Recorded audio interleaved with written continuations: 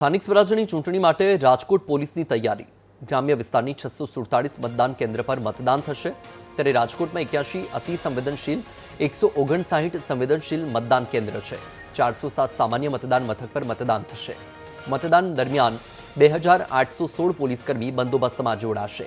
1 SP, 2 ASP, 4 DYSP, 29 PI અને 57 PSI તૈનાત રહેશે।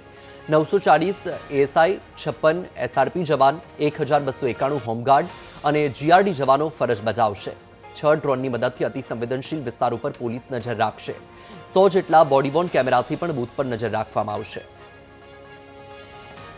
આપણા વિસ્તારમાં ટોટલ 647 જેટલી પોલિંગ સ્ટેશન લોકેશન બિલ્ડિંગ્સ છે અને 1072 જેટલા બૂથ છે। તો આમાંથી 81 બિલ્ડિંગ છે અતિ સંવેદનશીલની કેટેગરીમાં છે, જો કેટેગરી ઉપરથી આવતી હોય છે આમાં।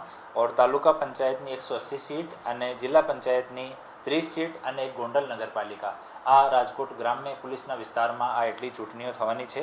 આમાં બંદોબસ્તમાં 2 ASP, 4 DYSP, 29 PI, 57 PSI, 1154 police, 214 નવા જો એલઆરડી છે એ, 1292 હોમગાર્ડ અને જીઆરડી, 22 વનરક્ષક અને 56 જેટલા એસઆરપીના જવાન।